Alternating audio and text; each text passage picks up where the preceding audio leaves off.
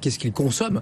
On voit cela avec Cédric Fesch, notre correspondant sur place aux États-Unis. Vous êtes côte est, donc à New York, pour le grand salon de l'auto à New York. Cédric, bonsoir. Quoi de neuf alors chez vous là et chez les grands constructeurs?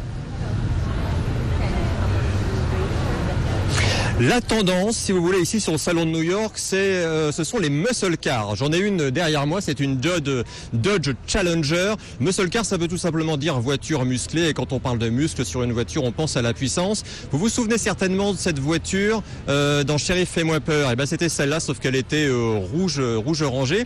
Et c'est la grande tendance chez les constructeurs américains. Ils ressortent ces voitures qui étaient ce qu'ils faisaient de mieux dans les années 50-60. C'est sportif, c'est coupé sportif. Ils les mettent au goût du jour.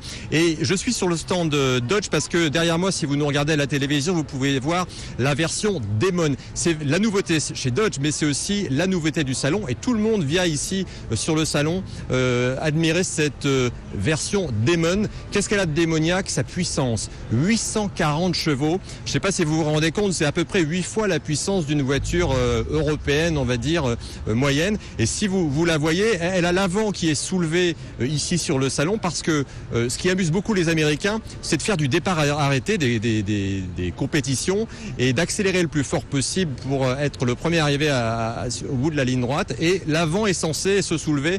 Les Américains, oui, sont des grands enfants. Et là, je suis en train de me déplacer. Je vais passer devant le stand, à côté du stand Chevrolet. Et c'est pareil, eux aussi, ils ont leur muscle car. Cette fois-ci, c'est la Chevrolet Camaro. Et eux aussi, ils ont mis au goût du jour le coupé sportif qui leur rappelle l'âge d'or de la marque. Bon, alors voilà, pour ceux qui vous écoutent à la radio, Cédric, si on voit une 3008, ça n'a rien à voir. C'est juste le contraire, c'est ni un SUV, ni un monospace.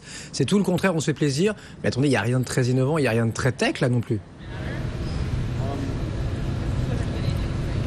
Non, franchement, il faut pas venir au salon de l'auto de New York pour être ébloui par la technologie. Si on en trouve un petit peu chez les Japonais, là je suis en train de passer à côté de chez Nissan, Toyota qui est pas loin. Eux, ils innovent un petit peu. Par exemple, ils ont réussi un coup énorme. Tous les taxis, vous savez, ces grosses Ford jaunes qui étaient les taxis dans New York, ils ont complètement disparu et ils ont été remplacés par des Toyota et des Nissan hybrides. Et il y a très très peu de Ford qui font taxi aujourd'hui dans les rues New York. Ça, c'est vraiment une victoire des Japonais, mais les Américains, eux, les voitures autonomes, alors évidemment, ils travaillent dessus, mais c'est pas ce qu'on montre ici au salon. Et l'hybride, pour tout vous dire, il y en a un petit peu. J'ai vu une Cadillac, le haut de gamme Cadillac propose une voiture hybride, mais ça donne vraiment l'impression qu'ils l'ont mise sur le stand pour faire genre, regardez, on travaille dessus. Non, ce qui intéresse beaucoup les Américains, c'est là où je suis maintenant. Là, je suis sur le stand de Ford, je suis en train de bouger, je le dis si vous êtes à la radio, et si vous êtes à la télé, vous avez la chance de voir.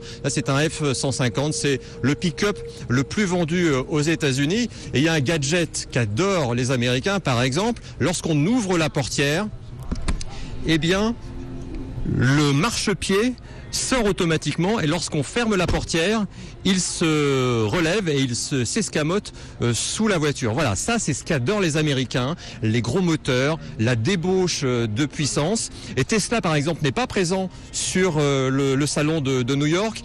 C'est à la fois parce que c'est pas dans leur philosophie, ils voient pas trop l'intérêt de dépenser de l'argent parce que ça coûte cher de faire un salon pour venir sur un salon automobile, et puis surtout être noyé dans la masse.